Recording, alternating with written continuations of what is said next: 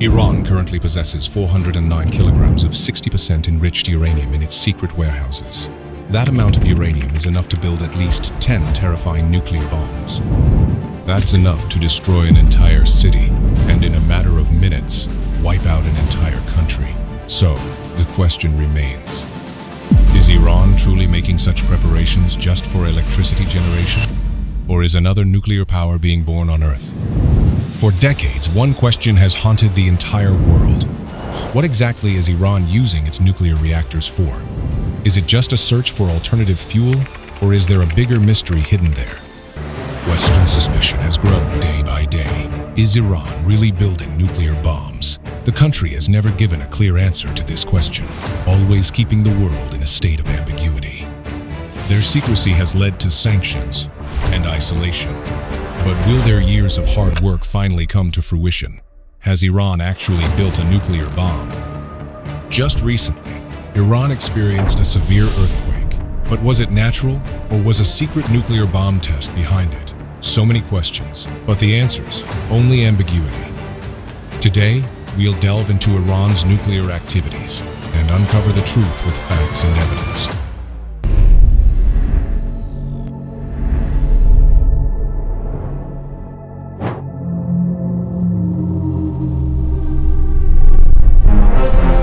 Iran's nuclear activities began in the 1960s under the leadership of the country's former prime minister and king, Reza Khan, or Reza Shah Pahlavi. At that time, Iran and America were friends. In fact, the US helped Iran establish a nuclear research center in 1967. Iran also signed the Nuclear Non-Proliferation Treaty in 1968. Everything was going well, until the Islamic Revolution began in Iran in 1979.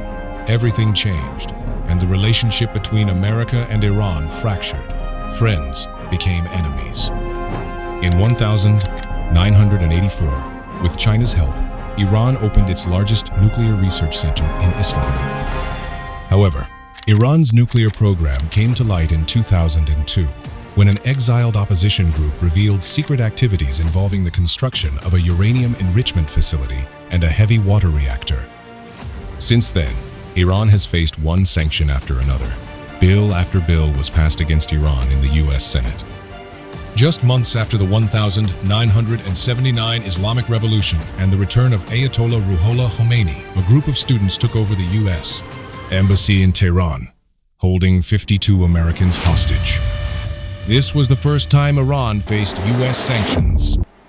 Throughout the 80s and 90s, the scope of sanctions was expanded to force Iran to stop supporting international terrorism and attempting to acquire chemical, biological, or nuclear weapons capabilities or advanced conventional weapons. Then came the Iran Sanctions Act, primarily aiming to prevent Iran from raising the necessary funds for nuclear bomb development. In January 2002, U.S. President George Bush described Iraq, Iran, and North Korea as the axis of evil and warned about the proliferation of advanced long-range missiles in these countries. According to U.S. intelligence, Iran actually halted its nuclear activities in 2003. In mid-2006, concerns about Iran's nuclear program led the UN Security Council to impose several sanctions, forcing member states to stop trading goods, services, and technology with Iran.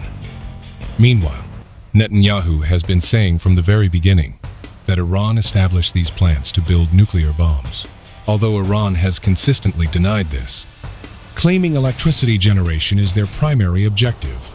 In 2010, Congress expanded sanctions on Iran's oil exports and financial sector. The UN Security Council imposed a fourth round of sanctions against Iran's nuclear program. After extensive discussions and negotiations, in 2015, world powers reached an agreement with Iran to limit its nuclear activities in exchange for lifting international economic sanctions. The United States, United Kingdom, France, Russia, China, and Germany, under the Joint Comprehensive Plan of Action, agreed to this. Under this agreement, The country promised not to enrich uranium beyond 3.7% for 15 years. This level of enriched nuclear fuel is primarily used for civilian purposes like electricity generation. They also agreed to keep 300 kilograms of enriched uranium. In 2018, the US withdrew from this agreement. After that, Iran intensified its nuclear program. They not only began enriching uranium to 20%, but for the first time, they enriched it up to 60%. According to the IAEA, this rate of enriched uranium is close to the quality needed for nuclear weapons production.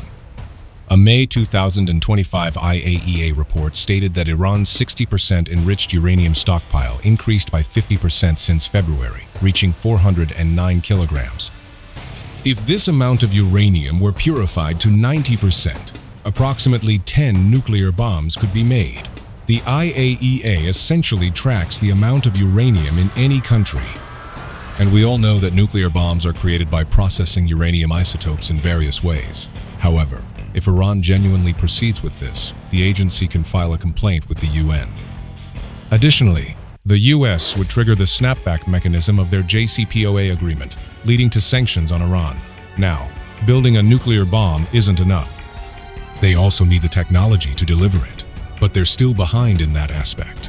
Iran hasn't yet developed a device that can launch such a bomb over long distances. And due to modern radar systems, they can't even send bombs via airplanes like Hiroshima and Nagasaki.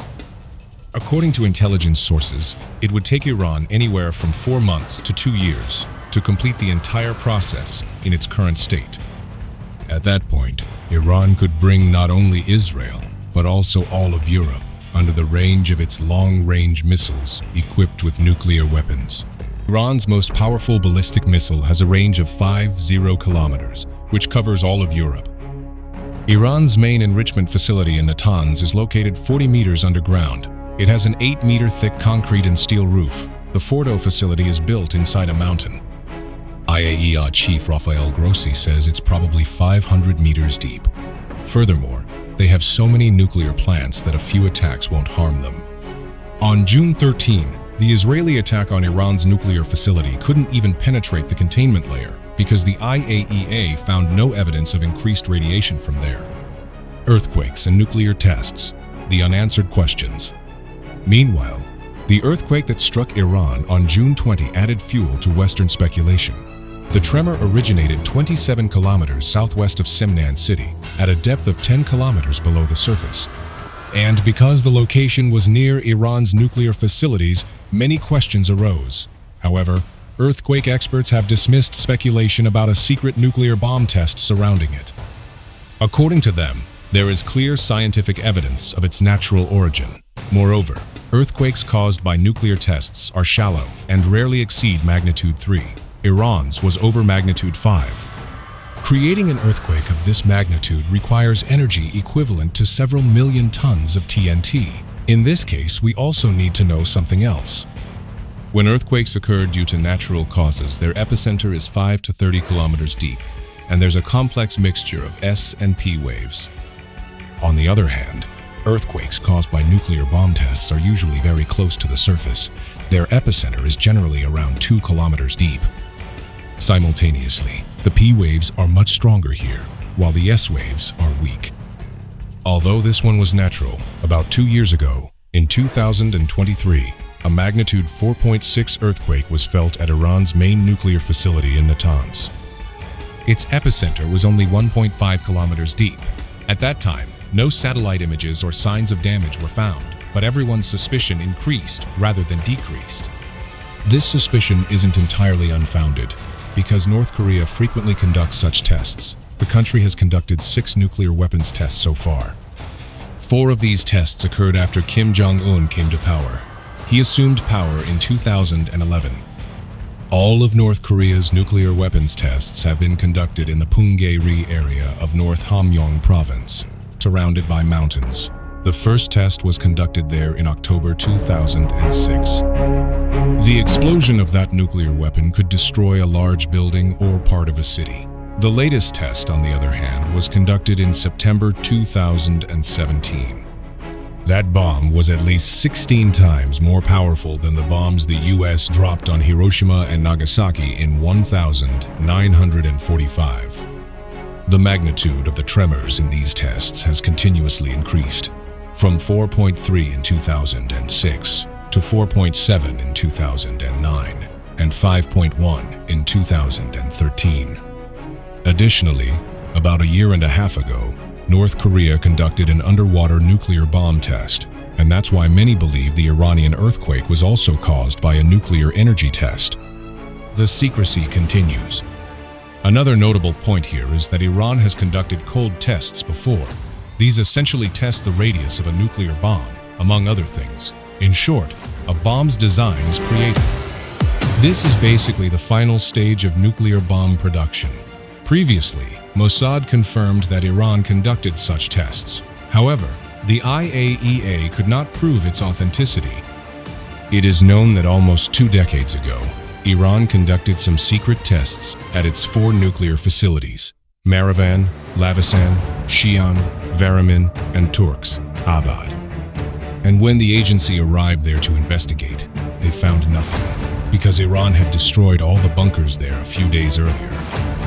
However, conducting such tests is not forbidden under the Non-Proliferation Treaty. Iran can conduct such tests if it wants to.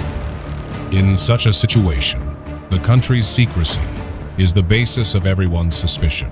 A volatile Middle East? Furthermore, recently, The Guardian and several other international media outlets reported that Iran has offered to cooperate with Saudi Arabia and the United Arab Emirates on uranium enrichment. According to analysts, through this move, Tehran is trying to diplomatically isolate the United States and the Middle East. Moreover, we know nothing about Israel's arsenal of weapons. On the other hand, if Saudi Arabia does not agree to Iran's proposal,